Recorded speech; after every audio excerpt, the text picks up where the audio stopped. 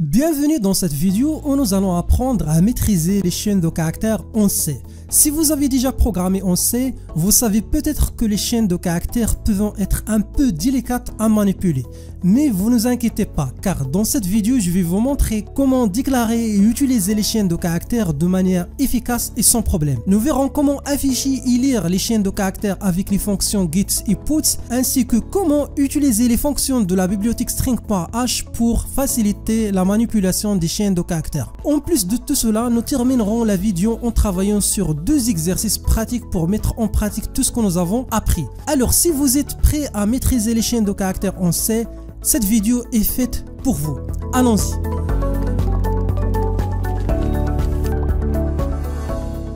Dans cette vidéo, nous allons passer à la partie numéro 7 de ce cours, les chaînes de caractères. Alors, on va commencer avec cette activité. On suppose qu'on travaille sur un programme de gestion des notes, avec des relevés de notes par exemple. Et dans ce programme-là, on a plusieurs variables qui changent d'un étudiant à l'autre. On a par exemple le nom, le numéro, le sexe, la matière, ainsi de suite. Alors, si on veut déterminer le type de chaque variable, par exemple, pour le nom, on a le type int, pour le sexe, type char, f ou bien m, la note, le type float, ainsi de suite.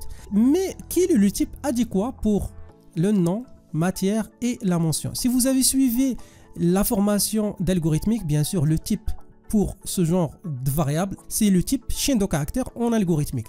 Alors, dans cette vidéo, vous allez comprendre l'utilisation des chaînes de caractères, pas en algorithmique, mais dans le langage de programmation C. Alors, la particularité du langage de programmation C, c'est qu'il stocke les valeurs d'une chaîne de caractères sous la forme d'un tableau. Par exemple, nous prenons la valeur Rania de la variable nom. Donc, cette valeur, normalement, sera stockée sous la forme d'un tableau. Et la particularité du langage C, c'est d'ajouter un caractère très spécial à la fin de la chaîne, bien sûr, ou bien dans ce cas-là, à la fin du tableau, puisqu'on a ici un tableau avec des indices. Et là, ce sont les adresses de chaque case de ce tableau-là. Alors, au niveau de langage C, une chaîne de caractères, comme j'ai déjà dit, est représentée par un tableau de caractères. Et bien sûr, langage C ajoute un caractère un peu très spécial, c'est /0, bien le caractère nul. Donc, ce caractère-là permet à l'ordinateur de comprendre que ça, c'est une chaîne de caractères. Et là, il faut s'arrêter. Par exemple, lorsqu'on est en train de, par exemple, d'afficher les valeurs de ce tableau-là, donc l'ordinateur, lorsqu'il arrive à ce caractère-là, donc il va arrêter, par exemple, l'affichage et il va afficher uniquement cette partie du tableau. Et donc l'équivalent normalement dans d'autres langages de programmation de chaîne de caractères, c'est string. Malheureusement avec le langage C, donc la seule manière pour stocker une chaîne de caractères, c'est de la stocker sous la forme d'un tableau de caractères. Voilà, donc ça c'est une introduction pour vous motiver pour apprendre comment utiliser les chaînes de caractères dans le langage C. Alors, dans ce cours-là, ou bien de cette vidéo-là, il y aura trois parties. Donc, on va commencer avec la première partie, la déclaration et l'initialisation d'une chaîne de caractères, l'affichage et l'écriture, bien sûr, à l'aide de scanf et printf, et aussi d'autres fonctions, si on veut afficher ou bien saisir une chaîne de caractères. Et après, donc la dernière partie de cette vidéo, nous allons voir les fonctions qu'on peut appliquer sur les chaînes de caractères. On commence avec la première partie. Si on veut déclarer une chaîne de caractères, donc, il y a plusieurs méthodes. Donc, je veux lister là quelques exemples de ces méthodes-là. On commence avec la première méthode. Là, il faut bien sûr, pour une chaîne de caractères, préciser le type char. Bien sûr, une chaîne de caractères, comme j'ai déjà dit, est stockée sous la forme d'un tableau de caractères. Là, on a mentionné la taille de ce tableau-là. Et là, c'est l'ensemble des valeurs de cette chaîne de caractères. Comme vous voyez là, le mot c'est hello. Là, il faut faire attention puisque chaque caractère est encadré par l'apostrophe, pas donc les guillemets, donc il faut faire attention. Et à la fin, comme j'ai déjà dit, il faut faire attention, il faut toujours ajouter donc ce caractère-là, le caractère nul. Donc ça, c'est la première méthode. Donc bien sûr, c'est une méthode correcte. On passe à la deuxième méthode. On suppose qu'on a déclaré une chaîne de caractères avec un tableau, c'est le nom de ce tableau-là chez chaîne, avec 4 éléments. Et là, ça, ce sont les valeurs de ce tableau-là. Alors, il faut faire attention puisque là, si on calcule le nombre de caractères, dans ce cas-là, on a 6, mais pour la taille, c'est 4. Là, c'est une erreur.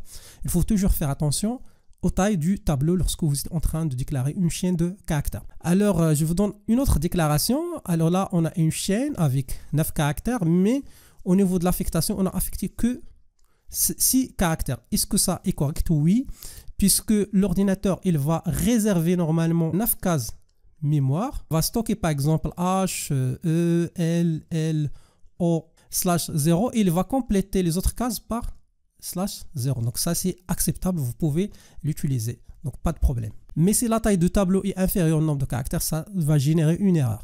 Maintenant, on va continuer, donc on va passer à cette déclaration. Est-ce que cette déclaration est possible? Donc là, comme vous voyez là, on a juste déclaré la chaîne, donc on a donné les éléments de cette chaîne, et on n'a pas mentionné la taille du tableau. Est-ce que ça est acceptable? Oui, il est acceptable. Donc, vous pouvez utiliser cette méthode. Après, nous passons à cette déclaration. Donc là, on a ici donc, le tableau avec ses éléments. Et là, on a affecté hello. Cette déclaration est acceptable. Vous pouvez l'adapter. Donc, le tableau aura normalement ses éléments. On a ici un mot avec 5 éléments qui sera complété par le caractère nul. Donc, ça, c'est acceptable. Alors là, on a mentionné ou bien déclaré un tableau avec 3 éléments, mais la taille de la chaîne est 6. Alors là, c'est une erreur. Donc, il faut faire attention, attention à la taille du tableau. Alors là, on a aussi fait la même technique de la déclaration avec cette fois plus de cases, mais on a ici 6 cases. Alors, cette déclaration est acceptable et le reste des cases sera complété par des caractères nuls. Après, on passe à cette déclaration. Là, comme vous voyez là, on a affecté hello à ce tableau-là. Alors, automatiquement, le langage C va prendre chaque caractère, il va le mettre dans une case et il va passer au caractère suivant jusqu'à la fin. Et après, dans la dernière case, il va mettre le caractère nul. Est-ce que ça est acceptable? Oui, c'est acceptable. Nous passons maintenant à la dernière déclaration. Comme vous voyez là, on a déclaré un tableau avec 6 caractères et on a passé à une nouvelle ligne et on a affecté aux chaînes hello. Est-ce que ça est acceptable? Dans ce cas-là, non. Ça veut dire quoi chaîne sans crochet? C'est tout simplement un pointeur qui pointe sur la première case du tableau. Et ce pointeur-là, normalement, doit avoir une adresse, pas une valeur. Donc ça, c'est une erreur. Donc il faut faire attention. Alors, dans la plupart des cas, la plupart des situations, la plupart des programmes, ou bien les programmeurs utilisent la plupart du temps cette technique-là. Donc juste char, le nom du tableau, de crochet, sans mentionner la taille du tableau, et là vous mettez donc ce que vous voulez affecter à cette chaîne de caractères. Donc ça, c'est la méthode la plus simple qu'on va l'utiliser par la suite. Après, maintenant nous passons aux affectations. Alors je vous donne donc une première affectation. Par exemple, lorsqu'on déclare ce tableau là, chaîne avec hello, donc comme vous voyez là, on a un tableau avec 6 cases. Ça, c'est la dernière valeur. Alors si on essaye d'affecter aux chaînes Toto, ce n'est pas acceptable puisque chaîne, c'est toujours un pointeur et on ne peut pas affecter à un pointeur une valeur. Donc ça, c'est une erreur. Après, si on affecte aux chaînes 4, c'est-à-dire la case avec l'indice 4, la valeur n, ça, ce n'est pas acceptable. Pourquoi? Puisqu'on a utilisé les guillemets. Donc il faut faire attention. Au niveau de l'affectation d'un caractère, d'un seul caractère, je vous parle d'un seul caractère, il faut toujours utiliser l'apostrophe comme par exemple cet exemple-là. Donc ça, c'est acceptable pour notre cas. Si on affecte aux chaînes 6 la valeur n, il faut faire attention puisqu'on n'a pas donc la case avec l'indice 6. Alors là, c'est une erreur. Voilà, donc ça, c'est l'affectation. Maintenant, je vais parler un peu de ce que nous appelons les chaînes de caractères constantes. Qu'est-ce qu'une chaîne de caractères constante? C'est tout simplement une chaîne déclarée avec un pointeur. Alors, comme vous voyez là, en nous mentionnant donc le type de données, donc ce cas-là chez char, et là, nous mettons un pointeur qui va pointer sur une case d'un tableau qui va contenir hello. Donc ça, c'est la méthode qu'on utilise normalement pour déclarer une chaîne de caractères constante. Il faut faire attention puisque chaîne, une fois déclarée, sera constante. On ne peut pas, par la suite, par exemple, modifier les valeurs des cases du tableau chaîne. Donc, il faut faire attention. Voilà, donc ça, c'est la technique pour déclarer une chaîne de caractères constante. Alors, est-ce qu'on peut utiliser cette deuxième technique? Non, puisqu'au niveau d'un pointeur, on ne peut pas utiliser les crochets. Alors, ça, c'est une erreur. Si on essaye de faire cette technique-là, chaîne, alors l'étoile, pointeur, et après nous revenons à la ligne suivante et nous affectons à cette adresse hello.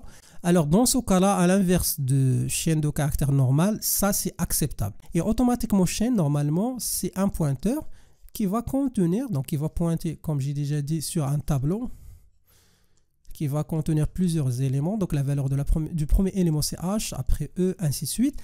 Et au niveau, par exemple, si on a une adresse là, par exemple l'adresse de H, donc normalement nous aurons ici l'adresse de H. Donc ça c'est pointeur, normalement pointeur chaîne. Donc ça c'est une autre méthode pour déclarer une chaîne de caractères constante. Après nous passons à cette ligne là. Est-ce qu'on peut effectuer donc la déclaration de la constante suivante de type chaîne de caractères?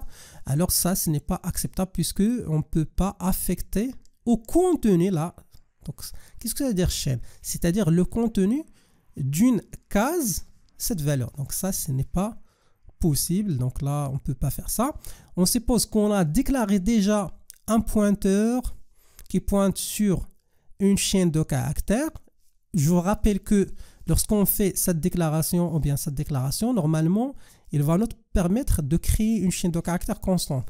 Lorsqu'on, par exemple, par la suite, nous essayons d'affecter à la case 4 n, ça, ce n'est pas possible. Je vous rappelle que une fois déclarer une variable constante, on ne peut pas par la suite la modifier. Voilà, donc ça c'est ce qui concerne donc la déclaration, une initialisation. Pour résumer tout ça, on sait qu'il n'existe pas de type de valeur pour les chaînes de caractères. Et pour résoudre ce problème-là, il faut utiliser un tableau de caractères.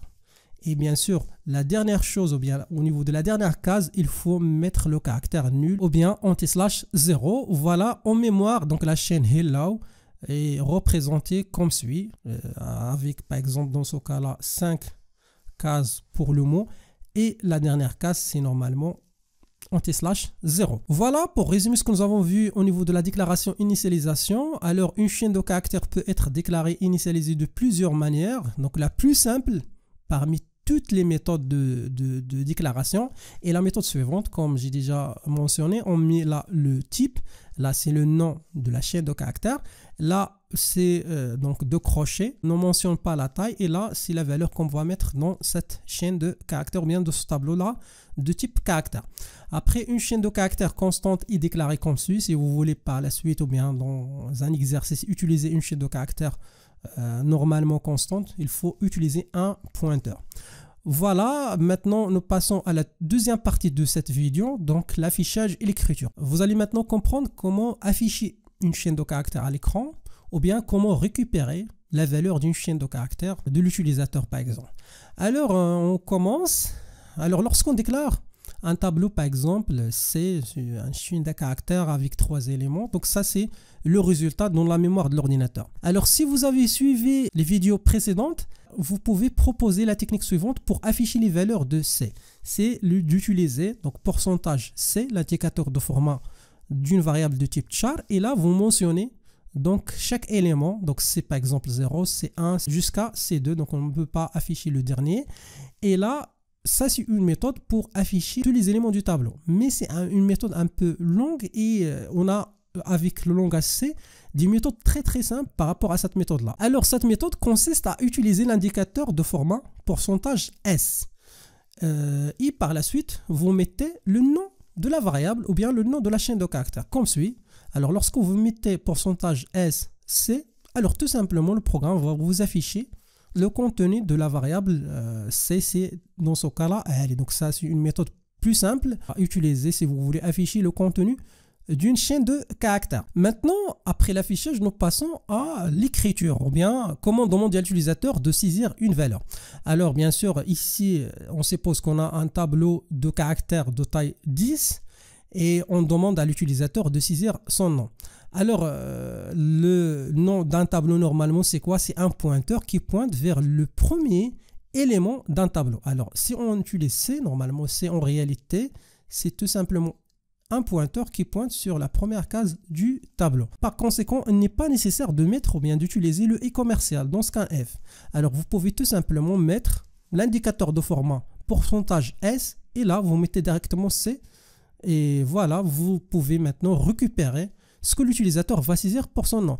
Si vous voulez aller plus loin et pour bien comprendre les choses, il faut toujours tester, ouvrir en même temps CodeBlocks et essayer de coder pour tester tout ça. Par exemple, si l'utilisateur tape Amin, alors tout simplement, on va prendre, ou bien le programme va prendre Amin, il va la stocker, et il va compléter les autres cases avec /0, donc ou bien des caractères nuls. Si l'utilisateur maintenant tape Ali Amin, alors une première réflexion, vous allez me dire que le programme va mettre Ali, voilà, il va mettre l'espace, il va compléter par exemple Amin, et après il va mettre le caractère nul. Mais la réalité est une autre chose. Il va stocker uniquement la première partie de ce mot-là, Ali. Et il va ignorer le reste, puisqu'on a ici, ou bien on a ici introduit l'espace. Alors ça, c'est une limite d'utilisation de scanf. Alors scanf ne stocke pas le caractère d'espacement dans la variable de type chaîne de caractères. Par conséquent, lorsque vous essayez d'afficher donc là, le contenu de C, vous aurez uniquement la première partie parce que la deuxième partie n'était pas stockée. Pour régler ce problème-là, nous pouvons utiliser une deuxième fonction plus simple, plus facile. Donc, afin de lire toute la ligne d'entrée, même si on a de l'espace, nous pouvons utiliser la fonction get. Cette fonction nous rend notre tâche plus facile puisqu'on n'a pas besoin d'ajouter le spécificateur de format. Alors, l'utilisation est très simple. Vous mettez get. Et là, vous mettez le nom de la chaîne de caractères ou bien le nom du tableau de type caractère C et automatiquement l'utilisateur, lorsqu'il par exemple tape Ali Amin, donc la fonction va récupérer toute la chaîne Ali, l'espace et Amin et il va la stocker dans le tableau C. Et par la suite, lorsque vous essayez d'afficher le contenu de C, vous aurez à l'écran Ali Amin. Dans certaines situations, bien dans des exercices, si vous avez ou bien si vous êtes demandé d'afficher une partie d'une chaîne de caractères, alors comment faire ça? Vous pouvez tout simplement, entre pourcentage et S, vous mettez point le nombre de caractères à afficher. Par exemple, lorsque vous mettez 3, on va juste afficher 3 caractères de cette chaîne-là et vous aurez à l'écran, par exemple, elle. Voilà, donc ça c'est juste une petite remarque. Maintenant, comme on a la fonction get, on a aussi la fonction puts qui est utilisée de la même manière de get sans spécifier l'indicateur de format. On met directement le nom de la chaîne de caractères ou bien du tableau de caractères et la fonction va afficher à l'écran cette fois le contenu de cette variable là, par exemple Ali Amin à l'écran. Voilà, donc ça normalement sera affiché à l'écran de l'ordinateur. Voilà, donc ça c'est donc la description de cette fonction. La fonction puts permet d'afficher une chaîne de caractères sans utiliser le spécificateur de format. En plus, il ajoute automatiquement après l'affichage un retour à la ligne à la fin de la chaîne de caractères. Elle va donc vous afficher et automatiquement pour la ligne suivante, si vous utilisez d'autres printf, le contenu ou bien le texte sera affiché dans une nouvelle ligne. Voilà, donc pour résumer tout ça, donc le pourcentage S est utilisé comme spécificateur de format pour la chaîne de caractères ou bien dans un tableau de caractères en C. Alors ça, ce sont des exemples que vous pouvez utiliser dans vos exercices. Vous mettez la chaîne, bien charge chaîne 10 et après la spécificateur de format S et après la chaîne, donc sans mettre le i commercial. Et pareil, la même chose pour printf, pourcentage S et chaîne directement pour afficher le contenu de la variable chaîne. Alors il faut faire attention puisque scanf et printf sont utilisés si vous n'avez pas de l'espace dans une chaîne de caractères. Si vous avez de l'espace, là, il faut utiliser la fonction get qui permet de lire au clavier une chaîne de caractères comprenant des espaces. Alors la méthode est très simple par rapport à scanf. Il faut tout simplement mettre get et là le nom du tableau, donc dans ce cas la chaîne.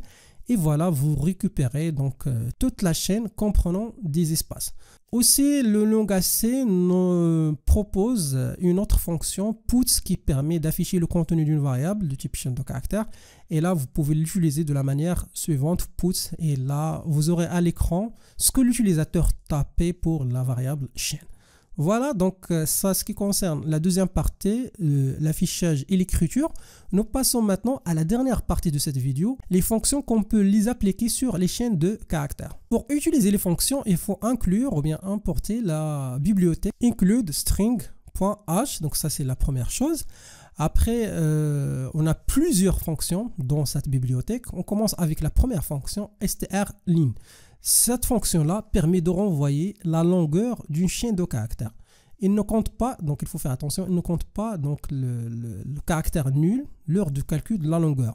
Par exemple, si vous déclarez la variable C donc comme chaîne de caractères avec le contenu ali, alors ça c'est la représentation sur la mémoire de l'ordinateur du tableau C.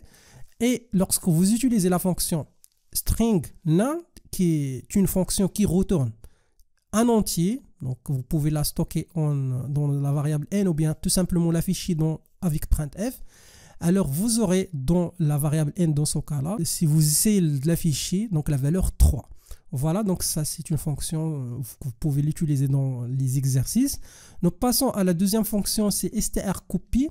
Donc cette fonction permet de copier une chaîne à l'intérieur d'une autre, y compris le caractère d'espacement. Donc je vous donne un exemple d'utilisation. On suppose qu'on a le tableau C ou bien la chaîne C et la chaîne D. Alors voilà, donc ça c'est la représentation de la chaîne D avec 10 cases.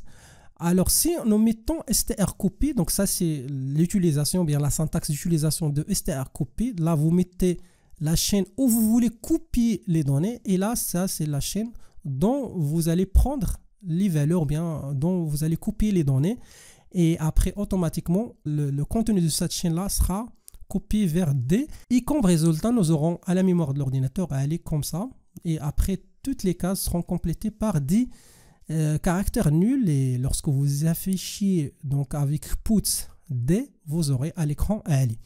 Maintenant nous passons à la fonction suivante strncopy. Donc cette fonction là, donc on a ici n, alors là nous pouvons spécifier le nombre de caractères à copier dans la chaîne. Par exemple là lorsqu'on l'utilise dans ce cas là avec la méthode suivante, la chaîne de destination, ça c'est la source dont nous allons copier et là lorsqu'on vous mettez 2, alors tout simplement l'ongacé va prendre 2 caractères de cette chaîne là, il va les copier dans cette chaîne là, la chaîne D et ça c'est le résultat. Lorsque vous affichez le résultat vous aurez AL à l'écran.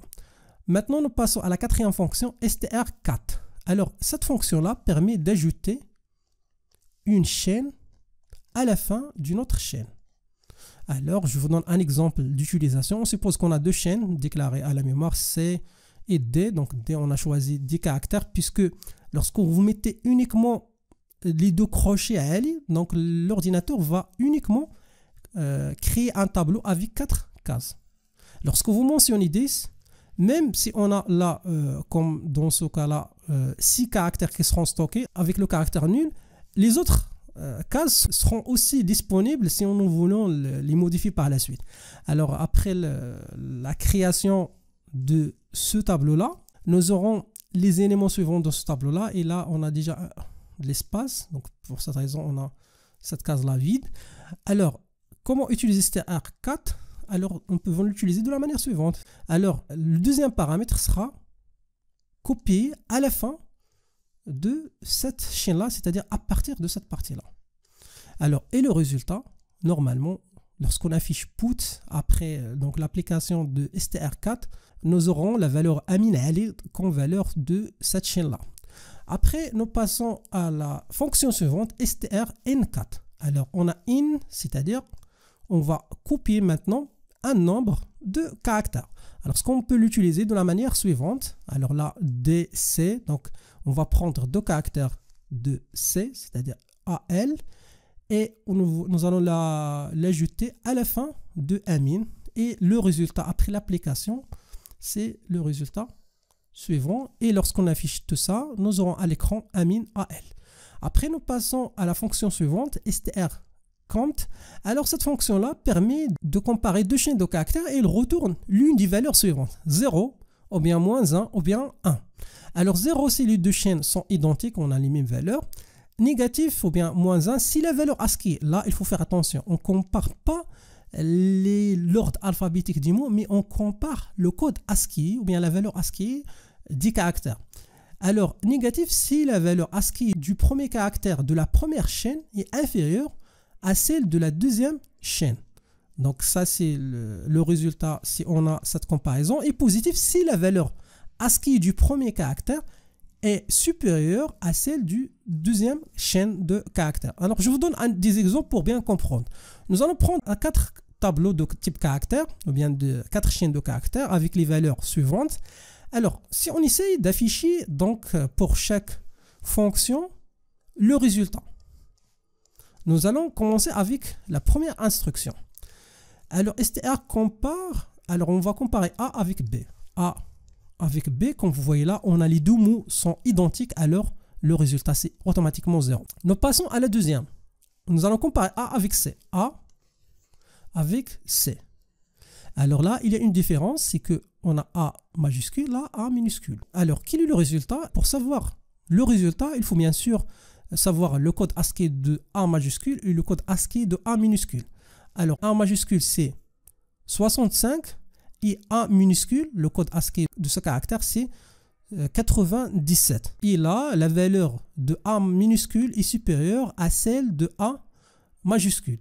Et comme résultat, comme c'est la chaîne qui contient le A minuscule, normalement c'est la plus grande, alors là, normalement moins 1, puisque c'est la deuxième dans la comparaison. Si on inverse les choses, c'est-à-dire si on a C après A, normalement nous aurons là 1. Après, nous passons à la dernière comparaison entre A min, D et A. Allez. Alors, on a A, donc là, ils sont identiques. Alors, lorsqu'on a les deux premiers caractères sont identiques, nous passons au suivant. Alors, L avec M. Alors, nous allons comparer le code ASCII de L et M. Nous allons revenir au tableau ASCII. Donc, le L, c'est 108 et M, c'est 109. Alors, donc, la valeur la plus grande, c'est M. Alors là, M, c'est la première chaîne, D. Alors là, normalement, c'est une valeur positive. Et là, vous aurez au niveau de l'écran 1. Voilà, donc ça, c'est comment comparer des chaînes de caractères. Alors, cette fonction est très utile dans les programmes C. Donc, vous pouvez l'utiliser avec les conditions F, else, ainsi de suite. Nous passons à la fonction suivante, str_char. Alors, cette fonction-là permet de rechercher la première occurrence du caractère dans la chaîne. Et par la suite, il va renvoyer quelque chose. Il va renvoyer l'adresse sur la case de chaîne contenant le caractère s'il existe. Sinon, il va renvoyer nul.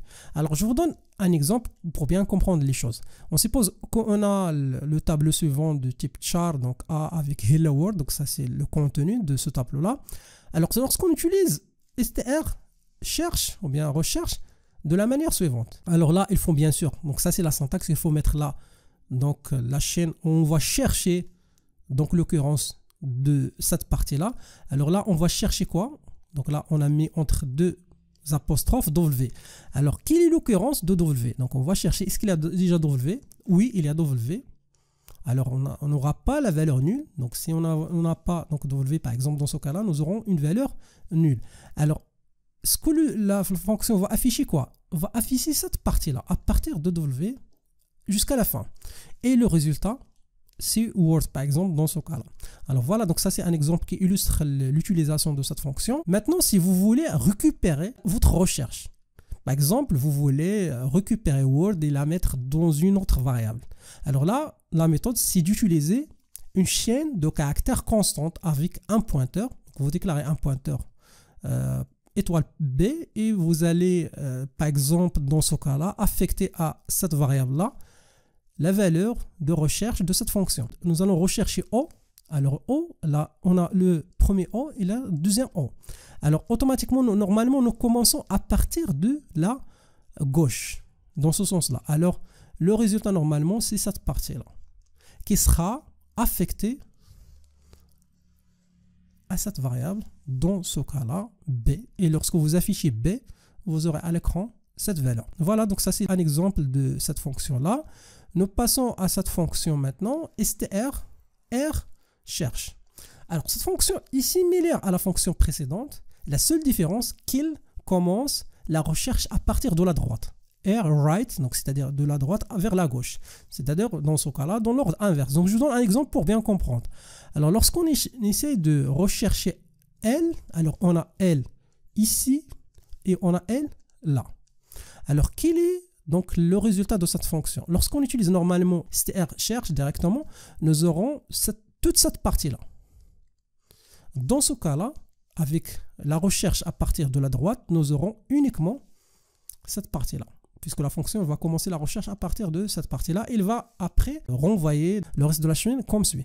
Alors lorsqu'on veut par exemple récupérer une partie d'une chaîne de caractères et le stocker dans une variable, comme par exemple le pointeur B, nous pouvons utiliser cette technique-là. Et le résultat quoi? Dans ce cas-là, on a ici 2O. Alors le résultat normalement c'est cette partie-là qui sera affichée si vous voulez par la suite, donc à l'aide de cette instruction. Voilà, donc ça c'est une autre fonction de la bibliothèque string.h. Bien sûr, il existe plusieurs fonctions, donc on peut ajouter aussi cette fonction-là, str. Donc c'est une fonction similaire à la fonction de recherche, str-char, sauf qu'il recherche une chaîne au lieu d'un seul caractère. Donc là, avec str-char, nous cherchons un caractère. Là, nous pouvons, à l'aide de cette fonction-là, chercher une partie d'un mot ou bien toute une phrase. Alors, vous pouvez l'appliquer de la manière suivante. Là, la nouvelle chose, c'est l'utilisation d'aigu mais. Alors là, on va chercher donc cette partie-là, LO. Donc, LO, on a ici LO. Et voilà, donc après la recherche, le résultat qui sera affiché à l'écran, c'est toute cette partie-là. Si vous voulez récupérer et stocker la partie recherchée dans une variable ou bien dans une autre chaîne de caractères, vous pouvez utiliser un pointeur ou bien une chaîne de caractères constante. Et là, vous allez récupérer, par exemple, WO, toute cette partie-là. Voilà, qui sera par la suite affichée à l'écran si vous voulez, avec printf. Et voilà, donc ça c'est le résultat par exemple. Après, nous passons maintenant à la fonction suivante, str reverse ou bien rev. Donc cette fonction permet tout simplement d'inverser une chaîne de caractères. Par exemple, si on a la chaîne suivante, A avec la valeur Ali, donc lorsque vous utilisez cette fonction, tout simplement cette fonction va l'inverser et lorsque vous l'affichez, vous aurez donc la même chaîne de caractères mais dans l'ordre inverse, par exemple dans ce cas-là ILA. Voilà, donc ça c'est l'utilisation de cette fonction. Nous passons à la fonction suivante, donc strLWR ou bien lower. C'est une fonction qui permet de rendre les caractères d'une chaîne de caractères en minuscules. Alors par exemple lorsqu'on l'utilise, donc là il suffit juste de mettre directement le nom de la variable ou bien le nom de la chaîne de caractères A. Alors la fonction va transformer la chaîne en minuscule. Dans ce cas-là, A majuscule deviendra A minuscule. Alors comme on a une fonction qui permet de rendre les caractères minuscules, on a une fonction qui rend les caractères majuscules, c'est upper, donc ou bien UPR.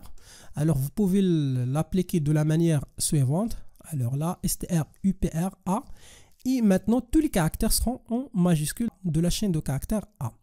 Voilà, alors il existe de nombreuses fonctions de chaîne de caractères. Bien sûr, pour les utiliser, c'est string.h, comme par exemple les fonctions suivantes. Une fonction qui permet de calculer la taille, de copier, de concaténer, de comparer, ainsi de suite. Alors, on va finir cette vidéo-là avec deux exercices. Donc, le premier exercice, on va essayer d'afficher le résultat après l'exécution du programme suivant. Alors on a ce programme là qui déclare une chaîne de caractères. Par la suite il affecte cette chaîne à un pointeur P et par la suite on affiche avec printf cette formule là. Donc on va voir maintenant quel est le résultat de ce programme là. Donc essayez de faire pause à la vidéo, essayez de réfléchir au résultat pour bien comprendre ce qu'on va voir maintenant. Alors on commence, ou bien ça c'est notre programme. Alors, l'autre objectif, c'est de savoir le résultat après l'exécution de ce programme-là. Alors, on commence avec la première instruction. Alors, dans ce cas-là, on a déclaré un tableau C avec comme contenu cette chaîne de caractères.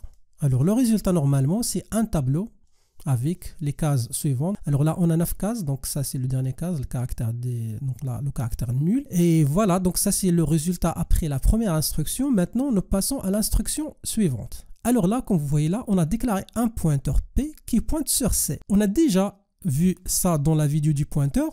Donc C normalement, lorsqu'on utilise C sans les crochets, ça signifie quoi? C'est le pointeur C. Donc, puisque C normalement c'est un pointeur qui pointe sur la première case du tableau.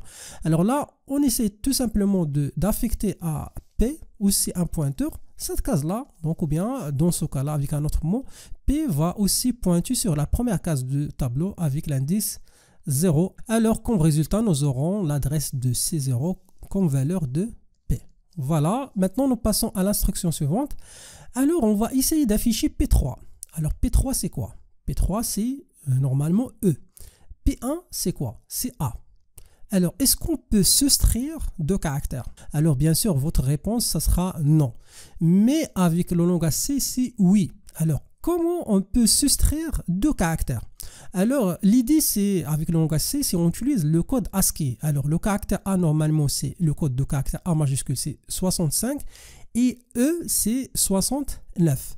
Alors, nous revenons. Alors, normalement, C va remplacer E avec son code, dans ce cas-là, 69, et A par son code, dans ce cas-là, 65.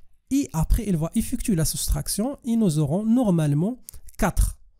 Donc, la différence, c'est 4. Maintenant, on a P plus 4. Alors, P plus 4 signifie quoi? Signifie que au lieu que le pointeur P va pointer sur la case avec l'indice 0, il va pointer sur la case avec l'indice, dans ce cas-là, 4, comme ça. Et maintenant, le résultat de ça sera affiché à l'écran avec pourcentage S qui permet d'afficher une partie ou bien une chaîne de caractères.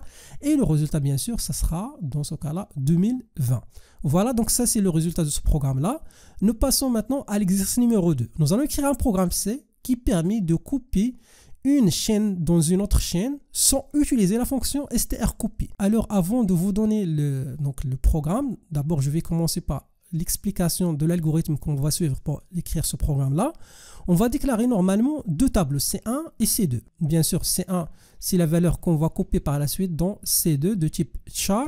Et on suppose que la taille de ce tableau-là, donc normalement c'est 10, vous pouvez choisir plus. Donc par exemple, dans notre programme, on va choisir 100 ou bien 1000.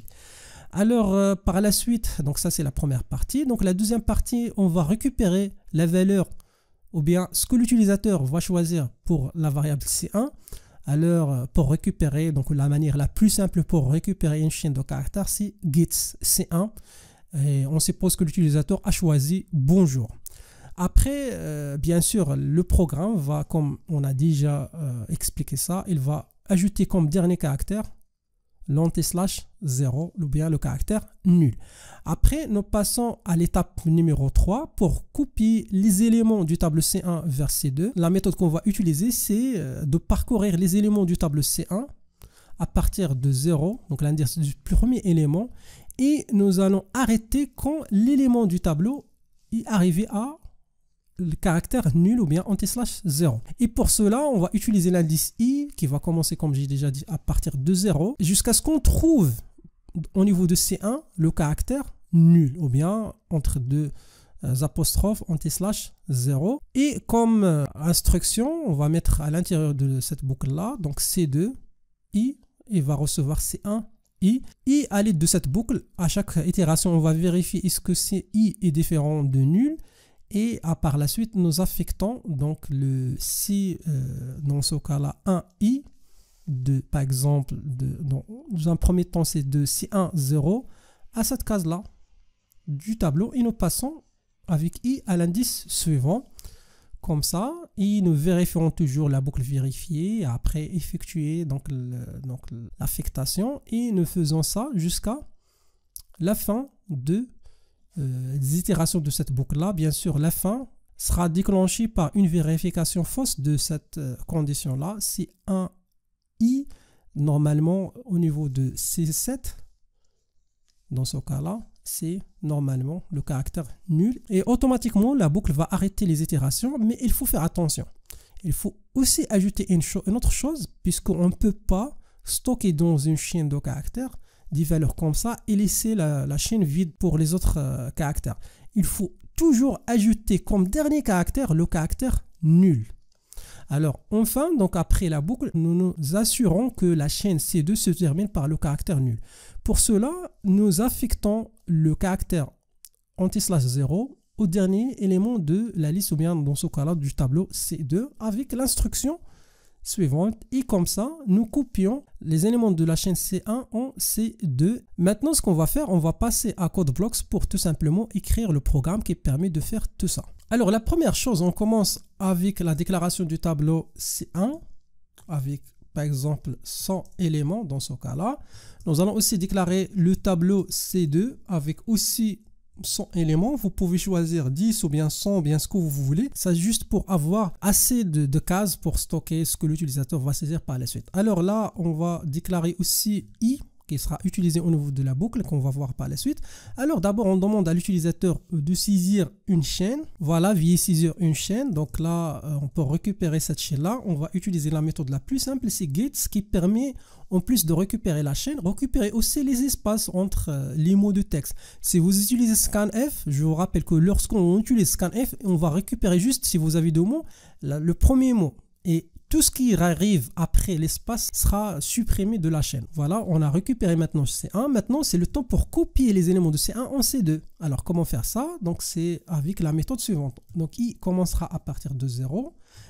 On va incrémenter I jusqu'à ce que C1 I égale, dans ce cas-là, le nul, ou bien, normalement, pour répéter les instructions, il faut que cette condition-là vérifie, c'est que le C1I doit être différent de caractère nul, comme ça. Et après, la dernière chose, alors là, pour éclaircir tout ça, voilà, donc pour la dernière chose, c'est I++, voilà. Après, on va tout simplement affecter à C2, I, quoi? On va affecter à cette case-là, le C1, I, comme ça. Et voilà. Alors, c'est ça l'instruction qui permet d'effectuer le remplissage ou bien de copier les éléments de C1 en C2. Bien sûr, à la fin, il faut s'assurer que C2 se termine par le caractère nul.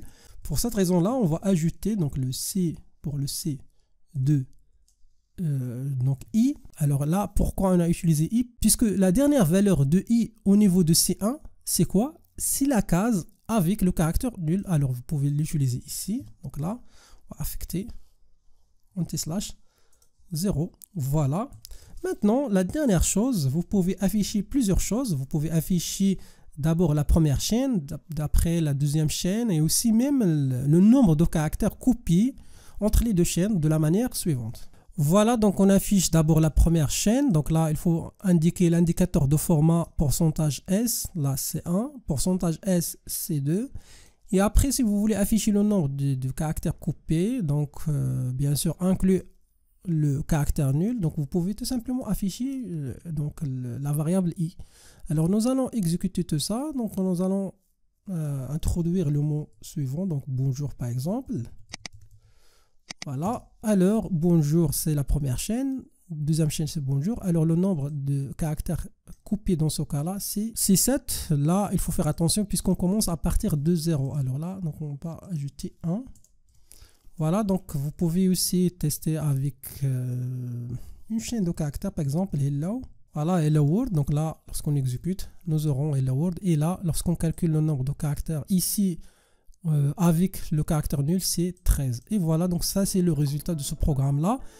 C'est un programme qui permet de copier une chaîne vers une autre chaîne sans utiliser donc la fonction strcopy. Si vous avez d'autres solutions pour cet exercice, merci de les partager dans la section des commentaires. Et voilà, donc ça c'est la fin de cette vidéo. On a vu les chaînes de caractères. On a commencé par comment déclarer et initialiser une chaîne, comment afficher et aussi récupérer une chaîne, et on a vu aussi l'ensemble des fonctions qu'on peut appliquer sur une chaîne de caractères. Et la dernière chose, n'oubliez pas de consulter l'autre playlist des exercices. À partir de l'exercice 90 jusqu'à l'exercice 100, on va travailler sur 10 exercices afin de mieux comprendre et savoir utiliser les chaînes de caractères.